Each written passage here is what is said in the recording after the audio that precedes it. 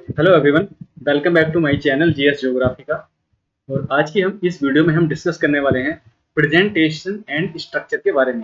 Presentation क्या होता है और उसका इम्पोर्टेंस क्या होता है, स्ट्रक्चर क्या होता है और कैसे ये आपको मैक्सिमम मार्क्स यानी कि आपको सिलेक्शन कराने में और मैक्सिमम मार्क्स को गेन करने में प्रेजेंटेशन का बहुत ज़्यादा रोल रहता है। वो ऑब्वियसली होता क्या है कि सब लोग क्या करते हैं, एक ही चीज़ पे फोकस करते हैं, दैट इज कंटेंट। तो मैंने अपने जो अनुभव हैं उसको आज यहाँ पर शेयर करने वाला हूँ। मेरे अनुभव के हिसाब से जो मुझे सही लगा मैंने लिखा है, और मेरा कुछ ही मार्क्स से मेरा जो है फाइनल सिलेक्शन रुका है। तो उसके पीछे क्या वजह रही है, और प्रेजेंटेशन और स्ट्रक्चर।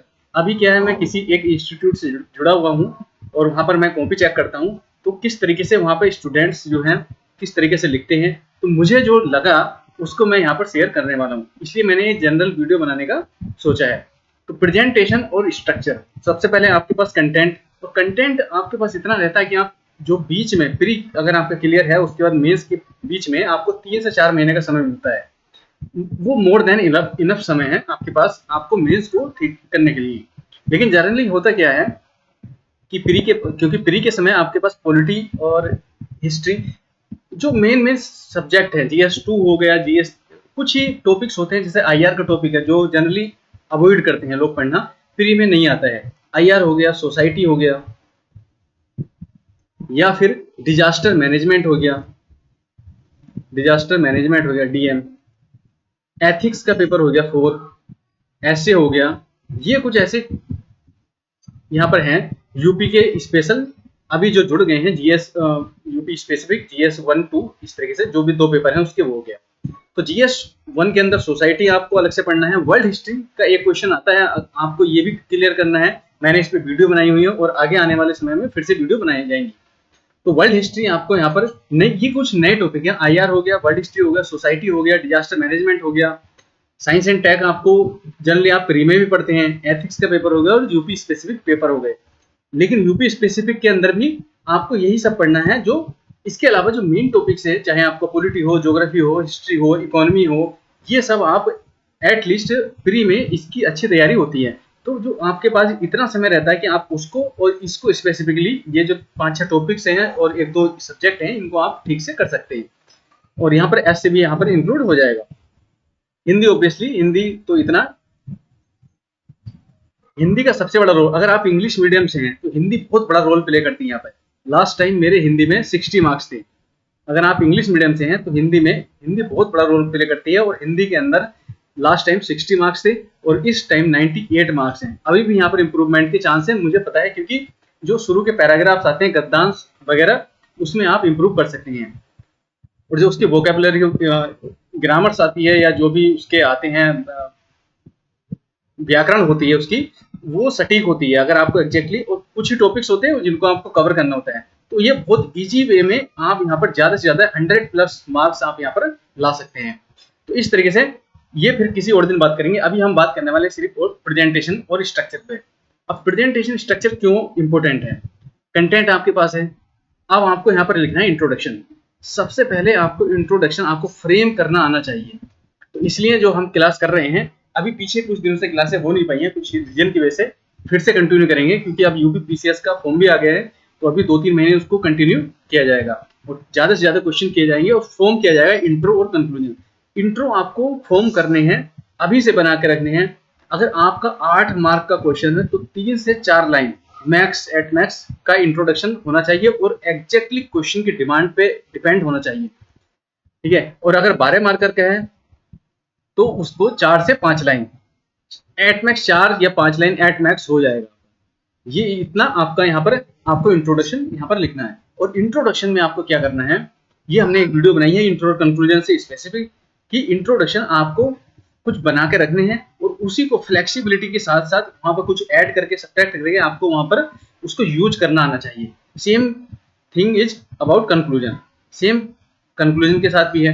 आपको यहाँ पर बना के रखना है, कुछ टर्म्स आपको यूज करनी है, एसडीजी हो गया या फिर फंडामेंटल राइट्स हो गए या फिर अलग अलग तरह के डीपीएसपी हो गए या फिर कुछ और रिपोर्ट्स हो गई, वो आपको यहाँ पर मेंशन करनी है। विकसित भारत, जैसे हम बात करते हैं विकसित भारत @27, तो ये हमने एक वीडियो की है, उसमें आप देख सकते हैं। अब हम आते हैं सीधे स्ट्रक्चर पर। स्ट्रक्चर में क्या होता है, सबसे पहले जब हम क्वेश्चन पढ़ते हैं, प्रेजेंटेशन एंड स्ट्रक्चर। क्वेश्चन अगर आपने क्लियरली पढ़ लिया, क्योंकि मैंने अभी भी देखा है एक GS 3 की अगर मैं बात करूं तो एक क्वेश्चन में मुझे वहां पर क्वेश्चन मैंने जो पढ़ा उसको जो मैंने वहां पर लिखा और जो मैंने बाद में आकर उसको देखा तो वहां पर काफी डिफरेंस था, यानी कि जो उसके डायमेंशन थी, सब पार्ट्स थे, वो मिस थे वहां पर। यानी कि मैं जल्दबाजी में उसको कुछ डिफरेंट एंगल से उसको इंटरप्रेट कर ले गया। तो इसका मतलब ये हुआ कि अगर आपने एक क्वेश्चन किया, लेकिन अगर आप 5-6 मार्क से बाहर होते हैं तो आपको पता चलता है कि उस क्वेश्चन की वैल्यू क्या क्या थी। तो पॉइंट यहाँ पर ये है कि क्वेश्चन को अगर आपने सही से इंटरप्रेट किया कि उसमें पूछा गया है, टर्मिनोलॉजी आपको यूज कर याद करने पड़ेगा कि एक्सप्लेन का क्या मतलब है, डिस्कस पूछ रहा है तो क्या मतलब है, कितनी वहां पर डायमेंशन आपको सब पार्ट्स वहां पर लिखने पड़ेंगे। तो ये सब डिपेंड करता है क्वेश्चन पे। अगर आपका क्वेश्चन का इंटरप्रिटेशन, जबकि जो PCS है उसमें आपके पास ज्यादा से ज्यादा 2 सब पार्ट्स होते हैं 8 मार्क्स में, और 3 सब पार्ट्स आपको मिलेंगे जो डिवाइड करने होते हैं आपको स्ट्रक्चर में, वो मिलेंगे आपको 12 मार्क्स के। लेकिन कभी कभी क्या होता है कि कुछ इम्प्लिसिटली वहां पर लिखा होता है, तो आपको वहां पर क्या होता है, एक डायमेंशन अपनी तरफ से वहां पर क्रिएट करके लिखनी होती है, चाहे उसका 2 ही पॉइंट लिखे लेकिन आपको लिखना है। और ये कमी मुझे बहुत ज्यादा दिखी है मेरे जो भी मैंने मेंस में लिखा है उसमें मुझे ये कमी यहाँ पर दिखी है। तो प्रेजेंट स्ट्रक्चर क्या हुआ कि आपको कोई क्वेश्चन दिया हुआ है, जैसे मान लीजिए एनजीओ, अभी अमेंडमेंट यहाँ पर किया गया है एनजीओ के रूल्स में, तो एनजीओ से कोई क्वेश्चन रिलेट आया यहाँ पर, तो आपको सबसे पहले तो इंट्रोडक्शन यहाँ पर लिखना पड़ेगा। कोई भी क्वेश्चन आएगा तो उसमें कुछ डिमांड्स होती है कि एनजीओ अभी पूछ सकता है कि एनजीओ क्या है, यानी कि एनजीओ के अमेंडमेंट्स किए गए हैं गवर्नमेंट के द्वारा, सेंट्रल गवर्नमेंट के द्वारा, वो क्या है, और जो उससे क्या वो सॉल्यूशन है, जो पीछे कंसर्न्स थे एनजीओ के उसका सॉल्यूशन है, उसके कंसर्न्स क्या है आने वाले समय पे। तो इस तरीके से कोई भी एक क्वेश्चन पूछ सकता है। तो सबसे पहले आपको यहाँ पर एनजीओ की डेफिनेशन को डिफाइन करना है, कुछ एक दो फैक्ट्स आपको यहाँ पर याद करने पड़ेंगे कि कितने एनजीओ हैं, क्या है यहाँ, मतलब कौन इसको ministry of home affair control करती है, तो आपको यहाँ पर मेंशन करना पड़ेगा। उसके बाद आता है आपके अमेंडमेंट्स, जो भी आपको यहाँ पर लिखना पड़ेगा कि क्या क्या अमेंडमेंट्स अभी किए गए हैं, रूल्स चेंज क्या क्या किया गया है, ये आपको यहाँ पर लिखना पड़ेगा। तो ये सब आते हैं आपके स्ट्रक्चर के पार्ट। अब क्या हुआ, इंट्रो आया, बॉडी पार्ट में अमेंडमेंट्स आपने यहाँ पर लिख दिए, उसके बाद कि ये अमेंडमेंट्स अभी FCRA के रूल्स में एनजीओ के लिए या सिविल सोसाइटी के लिए FCRA रूल्स में चेंजेस किए गए हैं। तो मैं यहाँ पर एनजीओ की बात कर रहा हूँ स्पेसिफिकली, या किसी भी और तरीके से इसको पूछ सकता है।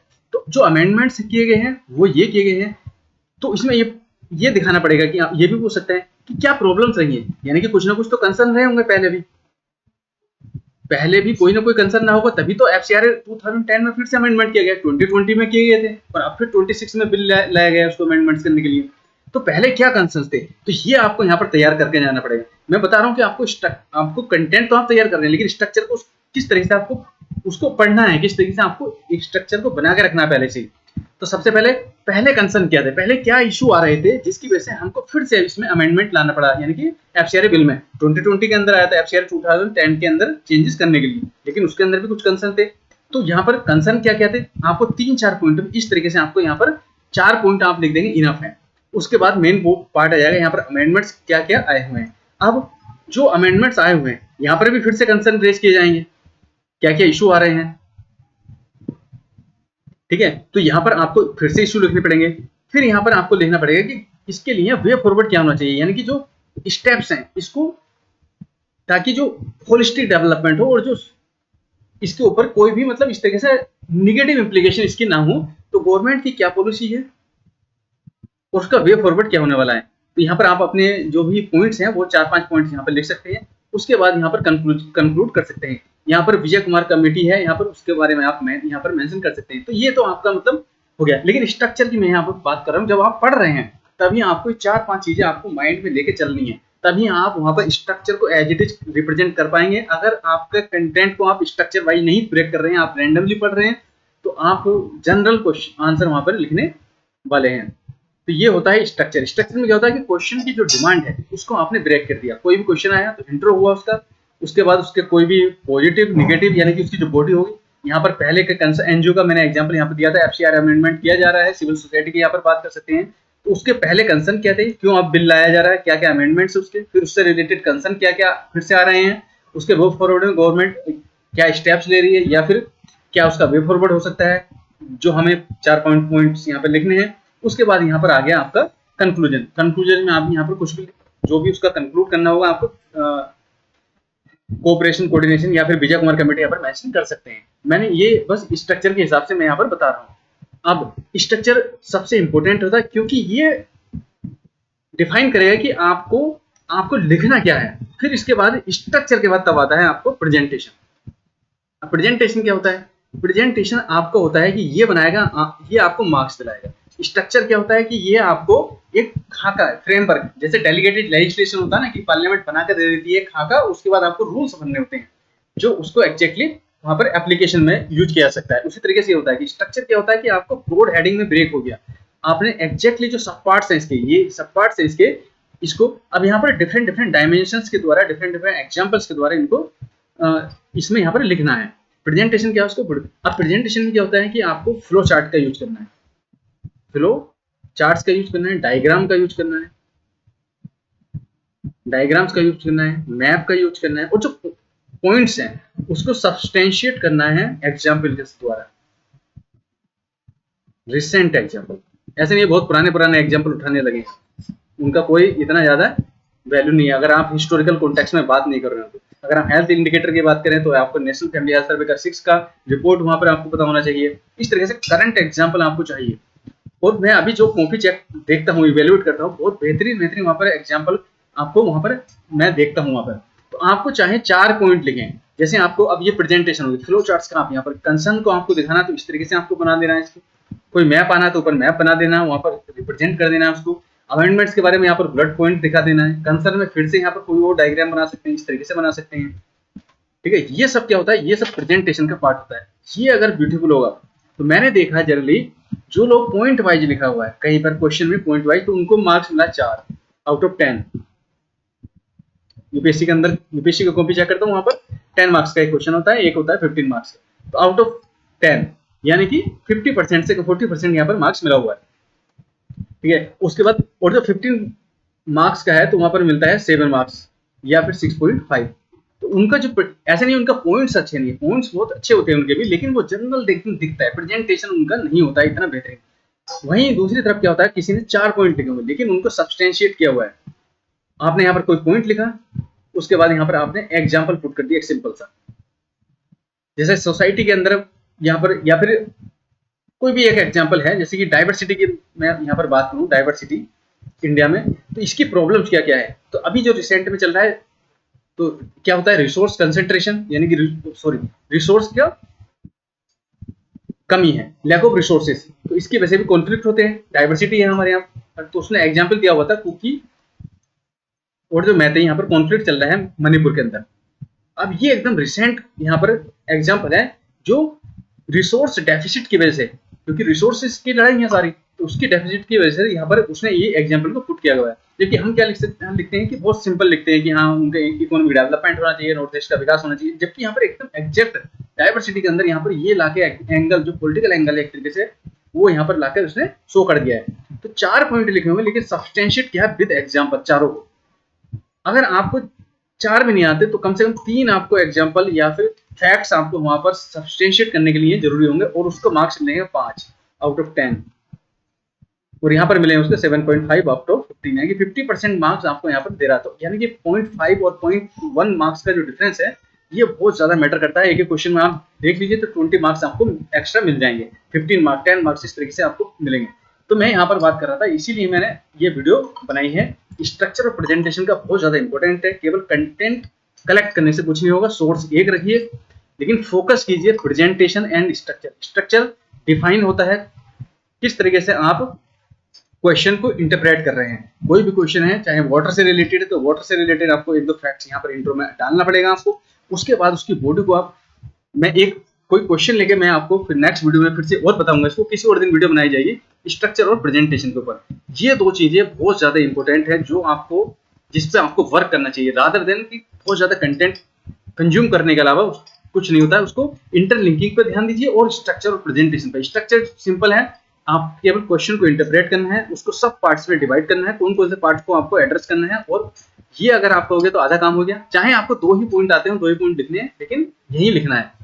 उसके बाद स्ट्रक्चर लेकिन अच्छा होना चाहिए। उसके बाद आती है प्रेजेंटेशन।